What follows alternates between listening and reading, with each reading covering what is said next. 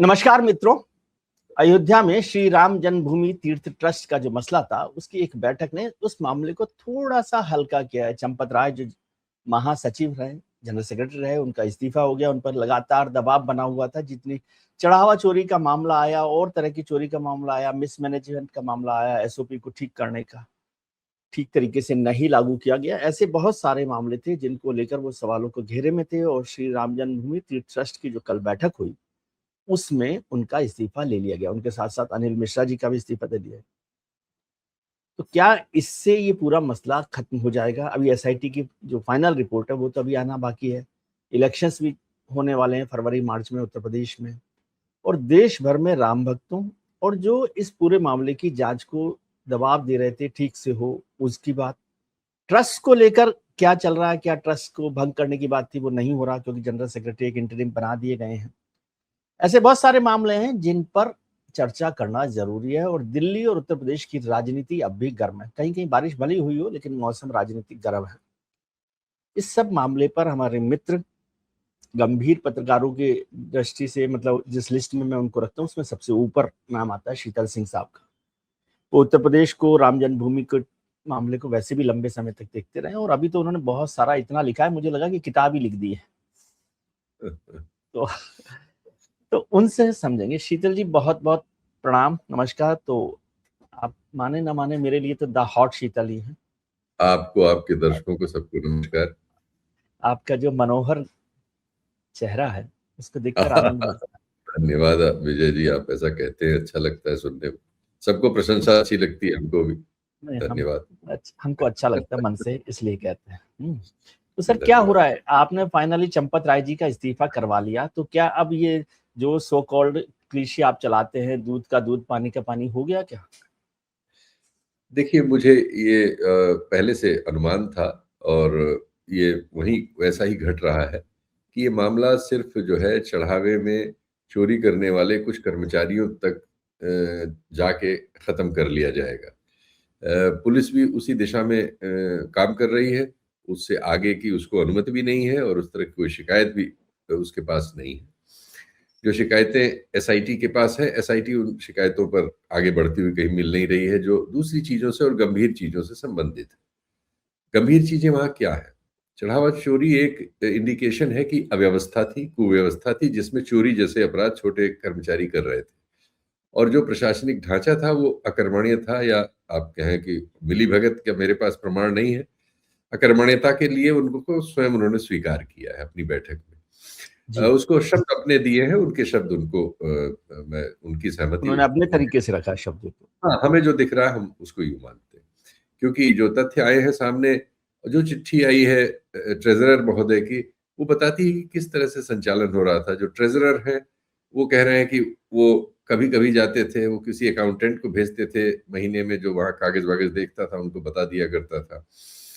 तो जो कोषाध्यक्ष है, अगर कोष पर उन्हीं का नियंत्रण नहीं है, जो उन्होंने खुद लिख के स्वीकार किया है, वो सिग्नेटरी भी नहीं थे चेक्स वगैरह के, ये उन्होंने उस पत्र में ये स्वीकार ऐसा किया है। होता है कि सर, मैंने पहली बार ही सुना कि जो ट्रेजरर है वही सिग्नेटरी ना हो चेक्स पर? ऐसा होता है? मुझे जानकारी नहीं, ट्रस्ट क्योंकि हमारे पास तो किसी इतना पैसा ही नहीं किसी है। किसी ट्रस्ट में तो ऐसा होने में थोड़ा सा अचंभा है। कंपनियों वगैरह में कई बार डायरेक्टर, जो प्राइवेट वो कंपनी तो होती है छोटी, डायरेक्टर्स को और उनको, जी हाँ। नहीं, लेकिन इनमें भी जो बड़ी कंपनियां होती हैं उनमें ऐसा नहीं होता। जो छोटी होती हैं, बिल्कुल घर की ही है, किसी को किराए पे ट्रेजरर वेजरर आपने रखा हुआ है। वैसे ट्रेजरर जैसी पोस्ट छोटी कंपनियों में वो कहाँ होती है? अकाउंटेंट होती नहीं होता है, होती। उसी जी। को सब पीर पीर भौची। तो उस मामले में तो ऐसा हो सकता है। कानूनी तौर पर आप ऐसा कर सकते हैं कि कोई किसी को भी सिग्नेटरी बना दे, लेकिन एक नैतिक बोध होता है हर चीज का, एक सामान्य बोध होता है। सामान्य बोध में ये चीजें थोड़ी मतलब अजीब लगती हैं, और इनसे दूसरी तरह की शंका होती है। मैं शंका ही कह रहा हूं, आरोप नहीं लगा रहा हूं। शंका होती है कि ये क्यों ऐसा किया गया। तो ये है, ये तथ्य उपलब्ध है, ये हमारी ओर से नहीं, उन्होंने स्वयं स्वीकार किया है। तो मेरा ख्याल है भविष्य में इसको ठीक करना चाहेंगे, या फिर ट्रेजरर किसी ऐसे व्यक्ति को, जब इतना बड़ा ट्रेजर है वहां, इतना बड़ा खजाना है, इतनी बड़ी रकम वहां आ रही है, इतना बड़ा चढ़ावा वहां आया है, आता है, इतने लोगों का फुटफॉल है, तो निश्चित तौर पर उसका प्रबंधन पारदर्शी और और प्रोफेशनल। ना, हाँ, प्रोफेशनल ढंग से और नॉर्म्स वगैरह के तहत होना चाहिए। सिर्फ आर्थिक प्रबंधन ही नहीं, जो अन्य प्रबंधन के क्षेत्र है उन सब में भी व्यावसायिकता और गुणवत्ता होनी चाहिए। और सबसे बड़ी बात है, क्योंकि ये धर्म और उसका मामला आस्था का मामला है, तो विश्वास तो बहुत वैसी बारीक सी चीज होती है ना, तो उसकी संरक्षा करने के लिए बहुत संवेदनशीलता की जरूरत है और स्पष्टता की जरूरत है। चीजों को आप अगर अपने छाती में रखेंगे, आप कितने भले आदमी हैं, जैसा चंपत राय जी के बारे में आजकल प्रस्तुत करने की मेहनत हो रही है, उससे क्या होने वाला है? अगर चीजें ऐसी हैं जो इतनी बड़ी शंका कर रही हैं कि देश के पूर्व गृह सचिव को मीडिया में आके कहना पड़ रहा है कि उन्होंने एक रामायण दी थी और उस सोने में मढ़ी हुई थी और उसका अता पता नहीं है। ये कहना अपने आप में बहुत बड़ी बात है। कोई एक सप्लायर है, वो राजस्थान से मीडिया में आके कह रहा है कि साहब मेरे पास आए थे, 5 गुना बिल बनवा रहे थे, मैंने मना कर दिया तो दूसरे से 5 गुने पे बिल बनवा के उन्होंने ले लिया पत्थर। ये सब चीजें अगर इनकी जांच न हो, ये स्पष्ट न हो, कोई महिला आती है वो कहती है कि उन्होंने एक चांदी का काग भुसुंडी सौंपा था, उनको पता नहीं लग रहा है और उन्होंने कोई रसीद वगैरह नहीं मिली। ये सब चीजें तो अगर आपने सब रख रखा है कहीं और वो नहीं किया है जो आप पर आरोप लग रहे हैं, तो आप स्पष्ट कर दीजिए, लिस्ट पूरी जारी कर दीजिए, दर्शकों को दर्शनार्थी बना के कोई। और आपके पास इतनी जमीन, 67 एकड़ जमीन तो सरकार ने आपको किसानों से आप टैक्स पेयर का पैसा लेके सौंपी हुई है। एक आप इतनी चीजें आपने बनाई हैं, 2400 करोड़ आपने निर्माण पर खर्च किए हैं, तो आप एक 30 करोड़ 25 करोड़ रुपए में, 20 करोड़ रुपए में एक शानदार म्यूजियम बन सकता है, जिसमें आप इन तरह की आने वाली और आ चुकी सभी चीजों का की प्रदर्शनी लगा दें, उनका नाम वाम दे दें, उल्लेख कर दें। सभी मंदिरों वगैरह में ऐसा होता है, लोग ईंटें दे देते हैं, कोई सीमेंट देता तो उसके बाप पिता का नाम वाम नाम लिखवा लिखा देता हुआ है। था जी। मंदिरों में जनरल कोई हम ऐसी बात नहीं करें जो अजूबी है, अपनी अपने पूर्वजों के लिए आदमी ऐसा करता है। तो ये सम्मान न देने का आपका जो भी तर्क है वो लोगों के गले उतरने से परे है। एक तो ये, दूसरे जो असली मुद्दा था वहां, जो इस पूरी बहस और इस सब में एकदम गायब करने में सब सफल हैं राज्य केंद्र की सरकारें, एसआईटी, पुलिस, वो है जमीन की खरीद फरोख्त में की गई धांधली। मैंने भी इसकी जांच की, मैं 2 दिन 3 दिन गया हूं, दस्तावेज लिए हैं, उनकी प्रामाणिकता की पुष्टि की है, और आप लोगों ने जो सिखाया है उसके अनुसार इस तरह की किसी भी बात पे कुछ बोलने से पहले प्रामाणिकता की पुष्टि करना जरूरी होता है। वो काम मैं कर रहा हूं, इसलिए कोई जल्दबाजी नहीं है। लेकिन प्रथम दृष्टया उसमें निश्चित तौर पर बहुत बड़े परिमाण के घपले सामने हैं, बहुत बड़े। मैं छोटे इसलिए बहुत जिम्मेदारी से शब्द कह रहा हूं, मैं खुद नहीं जानता था, बगल के गांव जिले का हूँ। मेरी पत्नी वगैरह अनेक बार वहां गई हैं, परिवार के सभी लोग जाते रहते हैं, जो यहाँ आता है उसका होता है अयोध्या दर्शन करने, सब जाते रहते हैं। मेरा एक चचेरा भाई वहां बहुत दिनों तक तैनात रहा, सीआरपीएफ में है, और वो हमेशा परिवार के लोगों को बुला बुला के सब दिखाता उखाता था, सब लोगों ने देखा, रोज उसकी खबर मेरे पास आती। मैं ये नहीं जानता था कि ये जमीन का आरोप जो संजय सिंह लगा रहे हैं, इसके बाद कुछ आरोप वहां के यूथ कांग्रेस में एक शरद शुक्ला है, उन्होंने बहुत काम किया, बड़ा होमवर्क किया, बहुत डॉक्यूमेंट्स मुझे दिए, मैं सबकी जांच अपने लेवल पे कर रहा हूं, कि मंदिर से 6 किलोमीटर दूर एक गांव की जमीन, जो जमीन औसत बाजार में 10-12 करोड़ की, 8 करोड़ की, 15 करोड़ की, 16 करोड़ की, अब बढ़ा घटा सकते हैं आप थोड़ा सा, 8 करोड़ की जमीन किसी 12 करोड़ की भी हो सकती है, किसी की 16 भी हो सकती है, लेकिन 8 करोड़ की जमीन 118 करोड़ की होगी तो जरा आंख तो उठेगी। और वो मंदिर से सटी हुई नहीं है। आपको मंदिर के बाहर अगर 1 हेक्टेयर 2 हेक्टेयर जमीन चाहिए थी, तो आप सबसे महंगी या इतनी महंगी जिसको देख के आदमी की आंखें फट जाए, और वो सार्वजनिक पैसे से क्यों लेंगे? ये प्रबंधन सही कैसे हो सकता है? मैं कितना देख के आया जरूरी है, कितना जरूरी है वो। 6 किलोमीटर दूर हाँ वही वो जमीन है, और किन्हीं बंसल से ली गई है, जो वीएचपी और विश्व हिंदू परिषद और बीजेपी आरएसएस इससे जुड़े हुए हैं, वहीं के हैं। और इस तरह के आप पर आरोप है कि आपके बहुत सारे लोग जो आपको जानने वाले थे, संघ से जुड़े हुए थे या सजातीय थे, वो सब आपके पास उठते बैठते थे, ऐसा बयान मौजूद है आपके यहाँ काम करने वाले संघ से जुड़े व्यक्ति का। उसके आधार पर मैं कह रहा हूं कि वो कह रहे हैं कि वो वहां बैठ के जमीनों के सौदेबाजी होती थी। अब ये तो मेरे पास प्रमाण है, और उस जमीन में हो क्या रहा है, उसमें पशुओं का चारा लगा हुआ है, जो चारा कट के कार सेवकपुरम में रहने वाले कार्यकर्ताओं वगैरह के लिए जो गौशालाएं हैं उसमें जाता है, वहां से गोबर आके वहां गिरता है। 118 करोड़ रुपए बताइए, की जमीन पर 118, 110, 112 करोड़ की जमीन का ये उपयोग है आपके लिए? आपने पब्लिक का पैसा लगा दिया, और वो जमीन, उतनी जमीन मैं खरीद के आपको 6 नहीं होगा 7 किलोमीटर पे, जब आप 6 पे खरीद रहे थे तो 7 पे खरीद लीजिए। साथ में भी कोई फर्क नहीं पड़ा, क्योंकि मंदिर से तो उसकी कोई उस तरह से वो नहीं है। 8.5 अगर उसमें आपको चारा रखना है और गाय का चारा उगाना गोबर है, गोबर रखना है, तो आप इतने महंगे स्प्लर्ज क्यों करेंगे? अब रजिस्ट्री की कॉपी मेरे पास है, मैंने उसको जाके रजिस्ट्रार ऑफिस से चेक किया है, वो सही है, रजिस्ट्री कॉपी मेरे पास जिराक्स जो आई वो गलत नहीं है, कंफर्म किया। मैं तो आंखें फटी रहेंगी, इसका क्या जवाब हम देंगे? इसकी कोई जांच तो हो नहीं रही है। ये सब सवाल अनुत्तरित है। आपने ये बड़े प्रबंधन, सवाल हैं, आप, इसीलिए मैं आपको बात करना चाहता था जी, जी, कि ये जो सारे प्रबंधन के मामले, लिए क्योंकि आप, आपने, प्रबंधन के जी लिए आप, 2020 में मैं काफी भरा हुआ हूँ, सारी बातें आपको नहीं नहीं बता आप दूं जो बोलिए, मैंने। मैं आप ही को बोलने के लिए। प्रबंधन के लिए आपने 2020 में स्वयं ऑडिट कराया, एक रिपोर्ट बनवाई, सरकार भी शामिल थी, केंद्र राज्य, अब आप ही की सरकारें हैं, सब आगे पीछे आप ही हैं। आपने जो बेस्ट लोग चुने वो उन्हें आपने ट्रस्ट में रखा है, मैं उन्हें बेस्ट कह रहा हूँ। आपको एक सुझाव दिया गया, उसमें कैसे आप संचालन करें, कैसे ये चीजें पारदर्शी होंगी, कैसे इसमें कठिनाई नहीं होगी। आपने क्या किया? वो पूरी रिपोर्ट डस्टबिन में है, बल्कि आपने ये भी करा लिया कि आरटीआई में भी अब नहीं पूछा जा सकता कि मंदिर में क्या हुआ है। तो मंदिर में अगर कोई गलती ऐसी अब आपकी वो गलती आ गई कि आपके यहां से आपने जो कर्मचारी रखे वो पैसा चुरा रहे थे, या आपका कहना है, आपने एफआईआर में लिख के दिया है, ये जांच के अधिकारियों ने इसकी पुष्टि की है, जो उन्होंने कोर्ट में डॉक्यूमेंट लगाया है रिमांड लेने के लिए, उसमें लिखा हुआ है। दूसरे, 4 तारीख को आपको पता लग गया था, 4 जून को, 5 जून को आपने उन कर्मचारियों के घर जाकर पुलिस के साथ, अपने सुरक्षा कर्मियों के साथ एक बड़ी संख्या में छापेमारी की, और जैसा रिकॉर्ड पर है 80-90 लाख रुपए आपने उसमें से बरामद किए। किस किस से किए वो सब भी लिखा हुआ है। वो सब आपने कोर्ट को दिया और उसके आधार पर रिमांड ली। रिमांड के आधार पर आप और जांच कर रहे हैं, और पता लग रहा है कि उसमें कोई शुक्ला जी हैं, युवा हैं, अपनी गर्लफ्रेंड वगैरह के लिए उस पैसे का स्प्लर्ज कर रहे थे, और कुछ छोटी मोटी खरीदारी भी कर रहे थे, कार वार पुरानी एक खरीद ली थी, मतलब चोरियां कर रहे थे।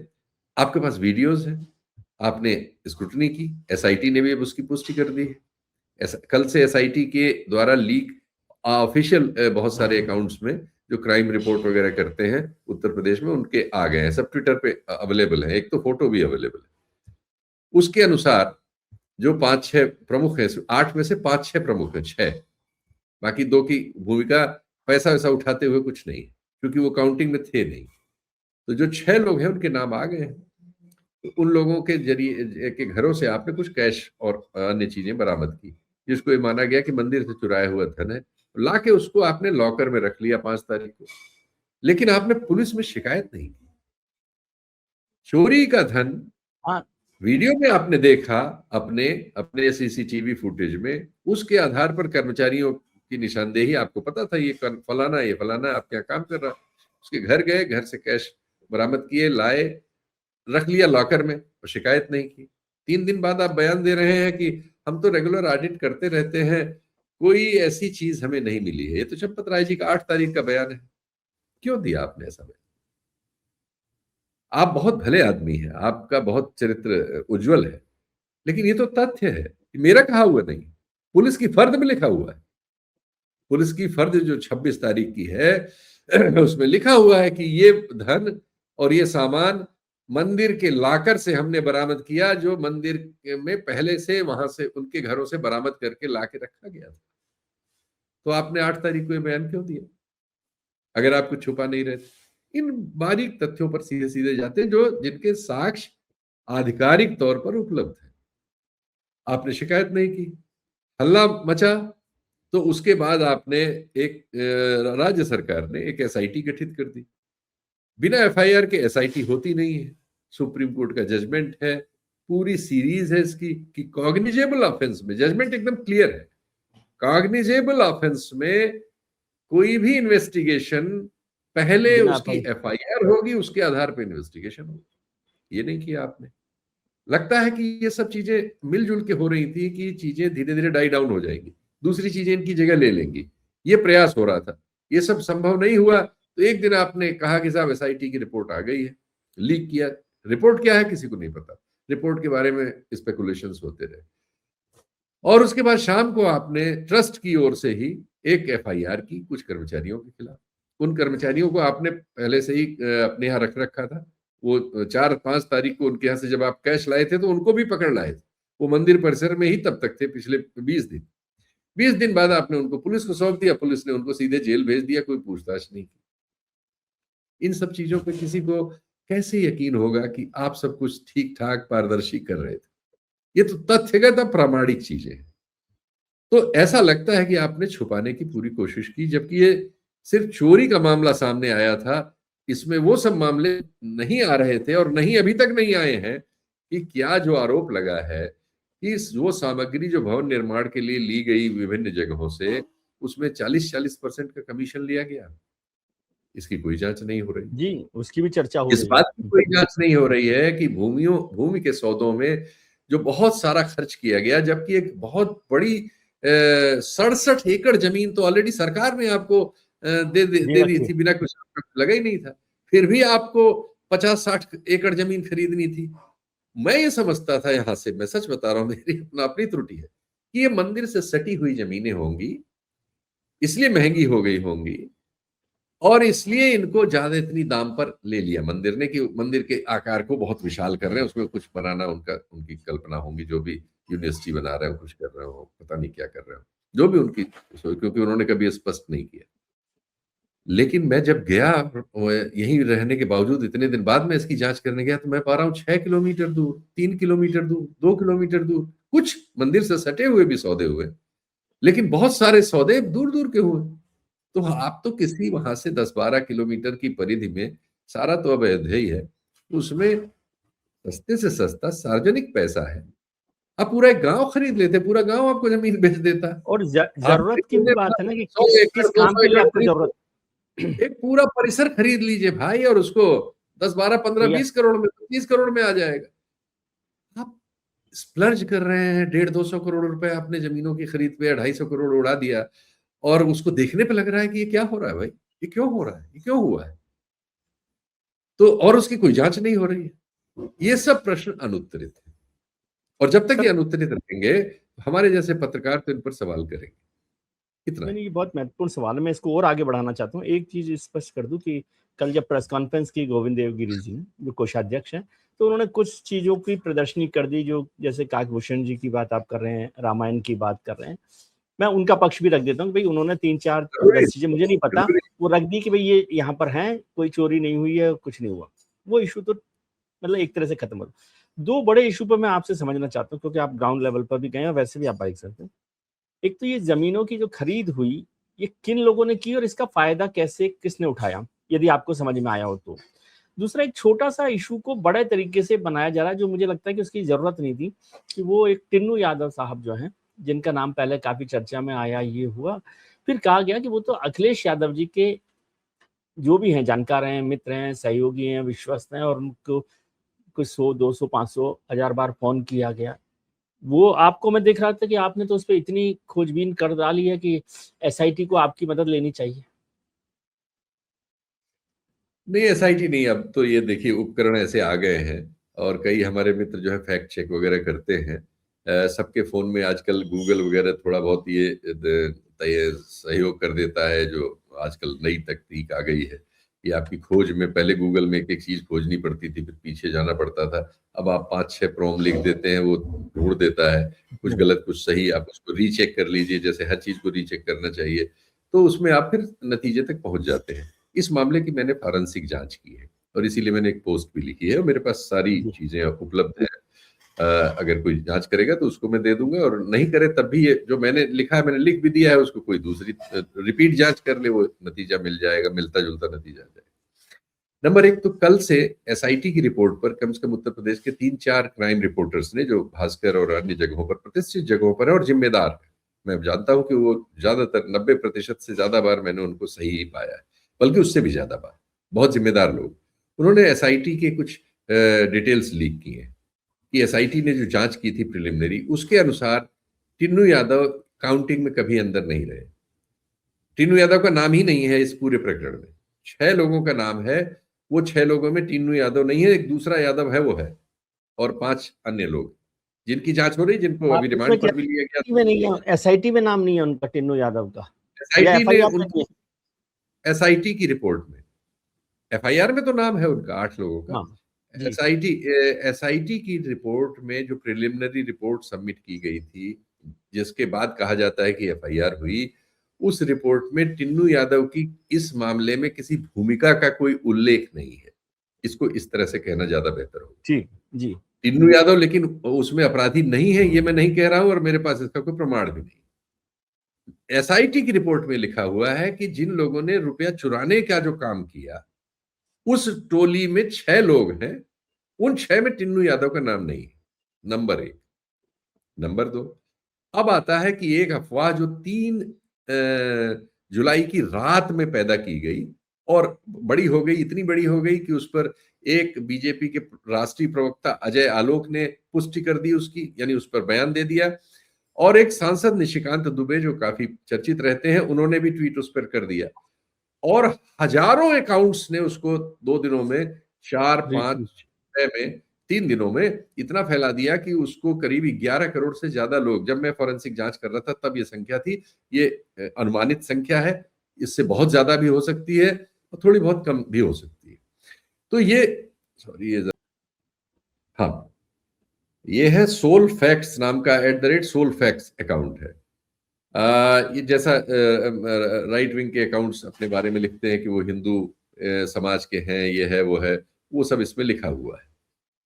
और ये अकाउंट असम के मुख्यमंत्री को, इसका जो ओरिजिन है वो होक्सोमिया, मतलब असमिया को शायद उसने होक्सोमिया करके लिखा है, इस तरह का उसका नाम है, कोई असमी अकाउंट है ये, और उसकी ज्यादातर खबरें भी ये सब असम पर केंद्रित है और वहां के मुख्यमंत्री को अटैच है, कुछ नरेंद्र मोदी जी को अटैच है। उसका क्लेम है कि उसको नरेंद्र मोदी जी और वहां के मुख्यमंत्री फॉलो करते हैं। फॉलो कर। ये सारी खबरें, ज्यादातर खबरें वहीं से संबंधित है। उस अकाउंट में असम में ये रात में अपलोड होता है, इसका उसने भी कोई फैक्ट नहीं दिया, और उसने ये कि 980 बार टिन्नू यादव ने अखिलेश यादव से बात की। सुबह होते होते ये दर्जनों अकाउंट्स में, जो अब नॉर्थ इंडिया के हैं, उत्तर प्रदेश के, बिहार के, और यहां से और इवन अयोध्या तक के, उन सब पे ये पसरना शुरू हो गया। फिर इसके भी छोटे वीडियो बनना शुरू हुए, रील्स बहुत बनी, और इन रील्स की दर्शक संख्या बहुत होती है इंस्टा पे और इस पर। ये कोई किसी को 12 लाख देख रहा है, किसी को 15 लाख देख रहा है। सनसनीखेज खबर थी कि टिन्नू यादव जो है 980 बार अखिलेश यादव से संपर्क में। एक यहाँ जो पार्टी है राजभरों वाली, उसके नेता जो बीजेपी एनडीए में सुभाष अलायंस में, हाँ, उन्होंने उन्होंने भी कह दिया कि अरे टिन्नू यादव तो अपने स्टाइल में कि अखिलेश यादव को वही रिपोर्ट कर रहे थे, वही जो। अब उसके बाद उससे संबंधित चीजें, अब उसमें क्या है कि फिर बहुत सारे लोग उसको ट्विटर पे और सब जगह कर रहे थे। उसमें एक स्पेलिंग की गलती थी, और वो गलती बाकी सब में चली जा रही थी। सब लोग उस स्पेलिंग की गलती को सेम करते चले जा रहे थे। फिर 980 की संख्या कहीं 900 हो गई, कहीं 700 हो गई, कहीं 800, मनमानी जैसा होता है इन चीजों में, और ये बढ़ती चली गई। अब इसको मैंने देखा कि जो प्रमुख सार्वजनिक फेसबुक पर फिर ये बवाल की तरह फैली। प्रमुख अकाउंट आदित्यनाथ फ्यूचर पीएम, इन्होंने इसको किया। सोल फैक्ट्स में जो लिखा था एग्जैक्टली वही उन्होंने भी दोहरा दिया। एक न्यूज द है, इन्होंने भी यही सेम किया। दिनेश पटेल एफबी, इन्होंने भी वही किया। इस तरह से फिर ये सैकड़ों अकाउंट्स हैं जो वो करते चले गए। तो ये एक संयोजन है, ये साधारण बात नहीं कि एक असम के अकाउंट को, जिसको इसके पहले उसकी किसी पोस्ट में ये सारे लोग कभी फॉलो नहीं कर रहे हैं, लेकिन ये चीज आते ही आपने उसको हवा की तरह ये सारे फैला अकाउंट्स दिया, इसको उड़ा फैला दिया। दिए, और ये करोड़ों लोगों पे पहुंच गया। और यहां तक पहुंच गया कि राष्ट्रीय स्तर पर बीजेपी के प्रवक्ता बिना कोई तथ्य दिए, ये कहते हुए कि सोशल मीडिया पे तो ये भी चल रहा है, उन्होंने इसकी पुष्टि कर दी। अब एक बड़ा राष्ट्रीय स्तर पर अगर राष्ट्रीय प्रवक्ता बीजेपी का इस बात को कहता है तो वो सीरियसनेस आ जाती है। बहुत से टीवी प्रोग्राम्स में भी आ गया, एबीपी न्यूज वगैरह की वेबसाइट्स वगैरह में आ गया, एकाएक ये मामला राष्ट्रीय बन गया। यहां तक बन गया कि निशिकांत दुबे ने भी वो कर दिया। उसमें भी किसी ने, कोई दक्षिण की पोस्ट थी, उसको लगाते हुए निशिकांत दुबे ने कह दिया कि इसको जो टीपू कहते हैं अखिलेश को, घरेलू हाँ, नाम, टीपू कहता। कि टिन्नू से टीपू तक इस पर अखिलेश यादव ने संज्ञान लिया। अखिलेश यादव की ओर से उनको धमकी दी गई कि 10 मिनट में अगर आप ये नहीं हटाते तो मैं आपके खिलाफ कानूनी कार्रवाई करूंगा। तब से ये मामला इस स्तर पे आया, लेकिन ये इतने लेवल पे चला गया जबकि इसका कोई तथ्य न तो कोई जो आईओ है वो कभी उससे कोशिश कर रहा था मिलने की, वो बात नहीं कर रहा है। पुलिस अधिकारी भी इस मामले में कोई बात नहीं कर रहे हैं। नहीं तो अयोध्या आपका फैक्ट चेक अयोध्या क्या कहता है? कोई बातचीत हुई है टिन्नू यादव और क्या नाम है अखिलेश जी के बीच में, या कोई कनेक्ट है? कोई ही नहीं है। अखिलेश यादव ने ये कहा, मेरा नहीं, अखिलेश यादव ने कहा कि उनकी कोई बातचीत नहीं हुई और ऐसी कोई सीडीआर हो तो सामने करें। और उन्होंने इस पर कानूनी कार्रवाई की धमकी दी निशिकांत दुबे को कि 10 मिनट में झूठी पोस्ट हटा लीजिए। मैंने ये जांच की कि क्या ये किसी आधिकारिक स्तर पर ये बात आई है या किसी जिम्मेदार पत्रकार के स्तर पर ये बात आई है, कोई नहीं मुझे मिला। जैसे वो क्राइम रिपोर्टर्स जिन्होंने एसआईटी की रिपोर्ट कल रिलीज की है और अयोध्या की हर छोटी बात को रिलीज कर रहे हैं, 5-7 हैं उत्तर प्रदेश में, उनके नाम ले सकता हूं मैं, दैनिक भास्कर के साहू और अन्य लोग, ये सब जिम्मेदार पत्रकार हैं और क्राइम नाम रिपोर्ट ले करते सकते हैं, हैं। यदि अच्छे टर्म हाँ, में नाम दैनिक लेना हो तो हमें कोई आपत्ति नहीं, हमें तो अच्छा सब ही लगता है अच्छे कि हैं, अच्छे लोग काम कर रहे हों। संजय सिंह है, साहू है, कई हैं, मैं कई बार स्लिप कर रहा हूं उन पे, 4-5 है जिनको हम सब लोग फॉलो करते हैं इन सूचनाओं के लिए जो पुलिस से संबंधित होती है। इनमें से किसी में नहीं है, किसी राष्ट्रीय प्रेस के पत्रकार में नहीं है, किसी एजेंसी में नहीं है, किसी सरकारी दस्तावेज में नहीं है, किसी मतलब किसी किस्म के बयान में खबर नहीं है।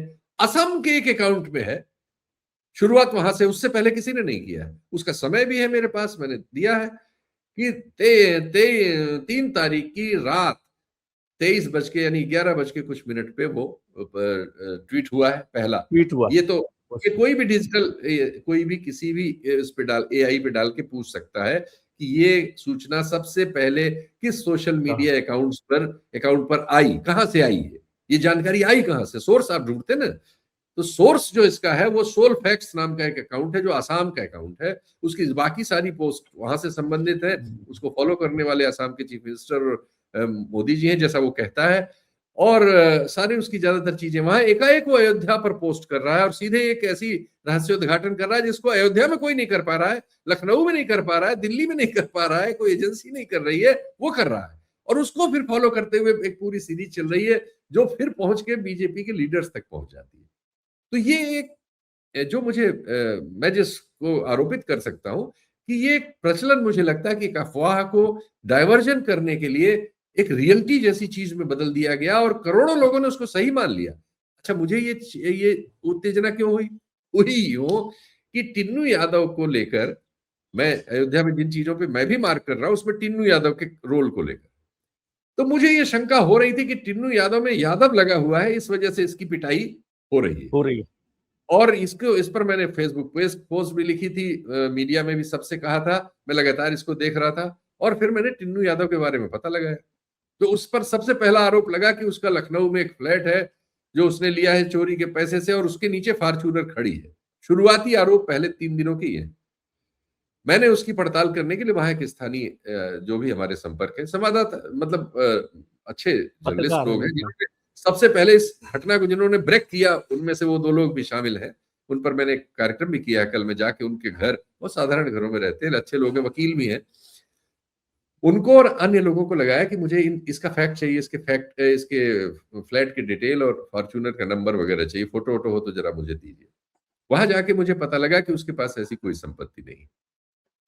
फिर मैंने कहा कि इसका बैकग्राउंड निकालिए, समाजवादी पार्टी वार्टी से इसका कब क्या जुड़ा कुछ होगा, यादव है तो वैसे ही जनरली एक समर्थन यादव जाति में है समाजवादी पार्टी का, तो जरूर इसका कुछ इसके परिवार में कोई नेता होता हो कुछ वैसा। तो पता लगा कि इसने 1988 में ओटीसी की है।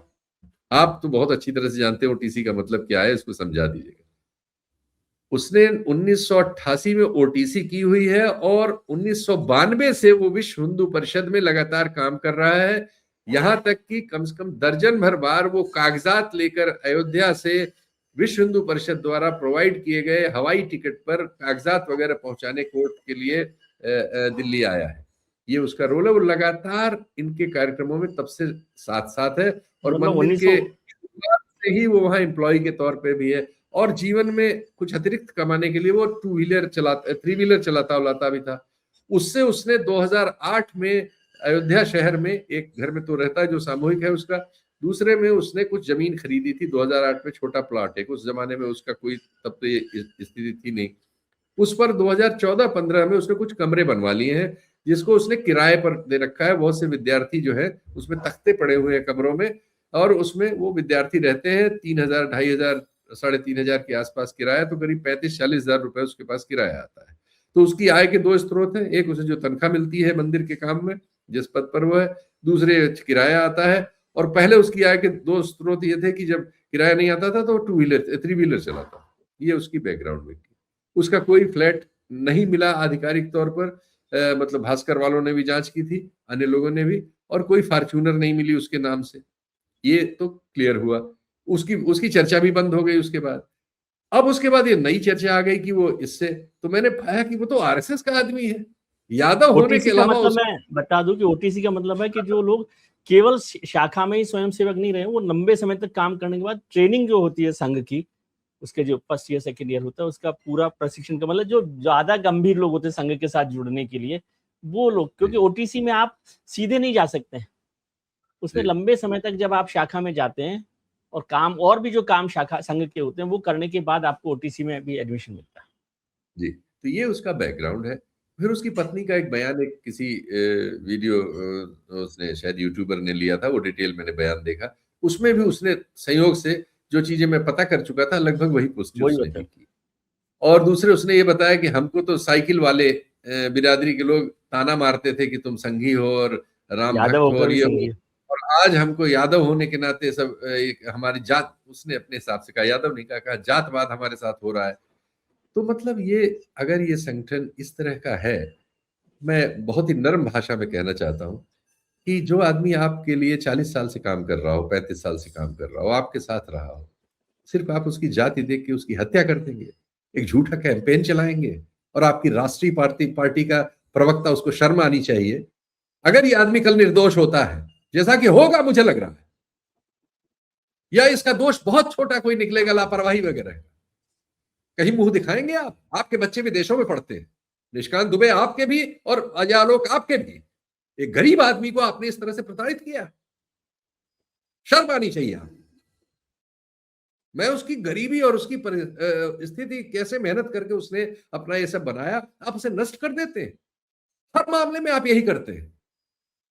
एक लड़की जो बंबई में वो जो कांड हो गया था, उसने हीरो ने आत्महत्या कर ली थी, कैसे हम देखा, हमारे पेशे के हम सब लोगों ने उस लड़की के जीवन के कैसे पूरे कैसे जीवन सब की खराब हत्या किया। कर दी थी। ये हम बार बार करते हैं और शर्म हमें नहीं आती।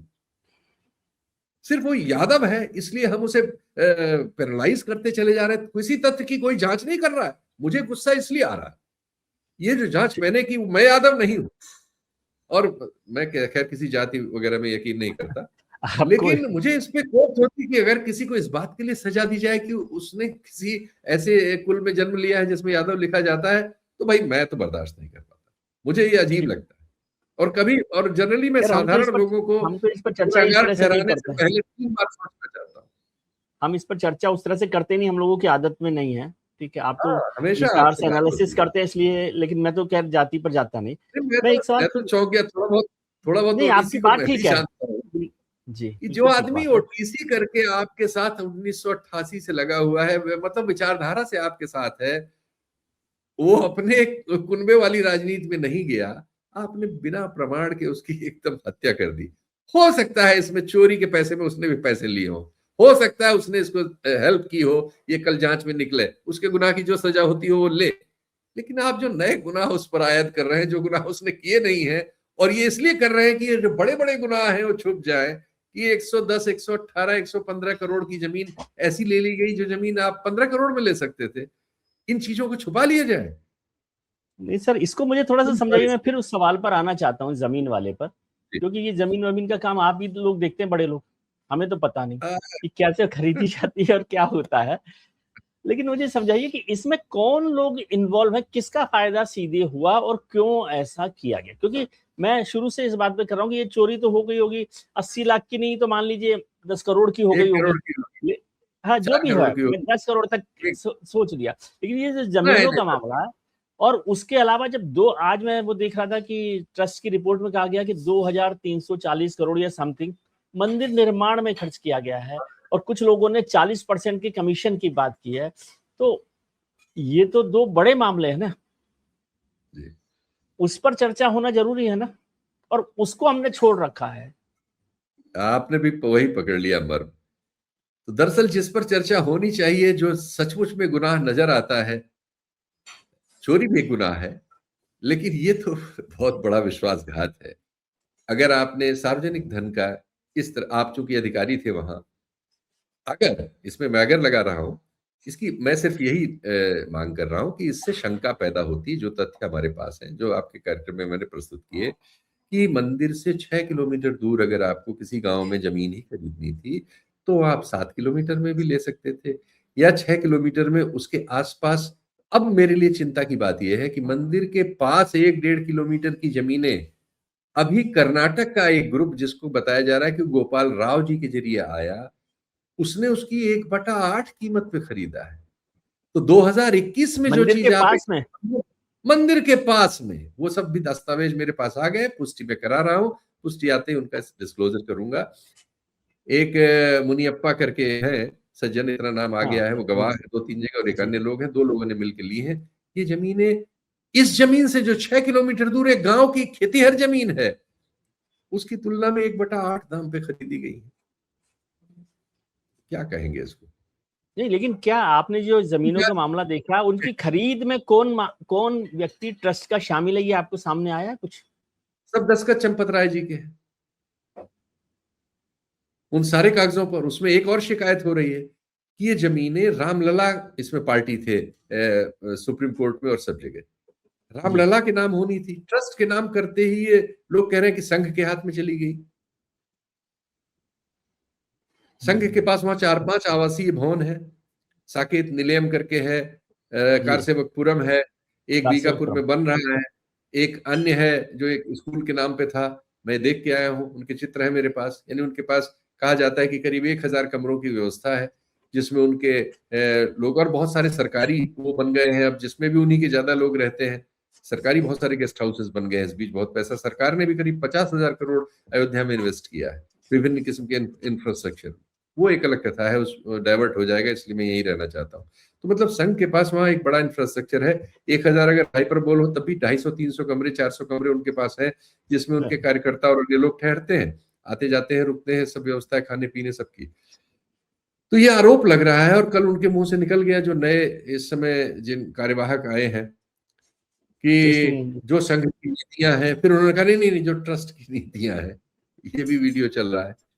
तो ये आरोप है कि ये ट्रस्ट जो है, ये राष्ट्रीय स्वयंसेवक संघ का तो नहीं है, लेकिन अगर ये उन्हीं के उपयोग में आ रहा है, उनके जानवरों के चारा उगाने की जमीन या उनका गोबर डालने की जमीन खरीदने के लिए ट्रस्ट के पैसे का दुरुपयोग किया गया है, वो भी इतने ज्यादा चारा का मुझे एक बार समझाइए, क्या राम मंदिर में गाय हैं, क्या है, कौन पशु है, किसके लिए चारा आ रहा है? राम मंदिर में कोई गाय नहीं है, तो यही तो उत्तर नहीं है। ये किसके लिए लेकिन चारा इस आ रहा सवाल में चारा क्यों वहां उगाया जा रहा है, जो जमीन राम मंदिर ट्रस्ट ने खरीदी, जी, और वहां गोबर क्यों कारसेवकपुरम से लाके डाला जा रहा है, इसका उत्तर तो पूछना पड़ेगा ना। ये सवाल है, जिन सवालों के अभी उत्तर नहीं मिले, मेरे लिहाज से ये सवाल पूछे जाने चाहिए। ठीक है सर, आपने और बड़े सवाल खड़े किए। वैसे बहुत सारे बड़े सवालों के जवाब आपके पास भी हैं, कि आप उन जवाबों से भी उन सवालों को और बड़ा कर सकते हैं। लेकिन यही है कि आपने बहुत इस पर काम किया है, उसके लिए बहुत बहुत बधाई है आपको। वैसे मैं तो आपसे यही उम्मीद करता हूं कि आप ऐसा ही काम करते हैं। ठीक है। तो बहुत बहुत मुबारकबाद और बहुत धन्यवाद आपको कि आपने समय भी दिया और ये जानकारी दी है। तो आप लोग भी देखिएगा, और जानकारी चाहिए तो सत्य हिंदी पर भी शीतल जी हमेशा रहते हैं, उस जगह पर भी देखिएगा। सच अगर जानना चाहते हैं तो रहिए शीतल जी के साथ। वो शीतल इसीलिए हॉट होते हैं, सच को छूना है ना, थोड़ा सा मुश्किल काम होता है। बहुत बहुत शुक्रिया सर, प्रणाम।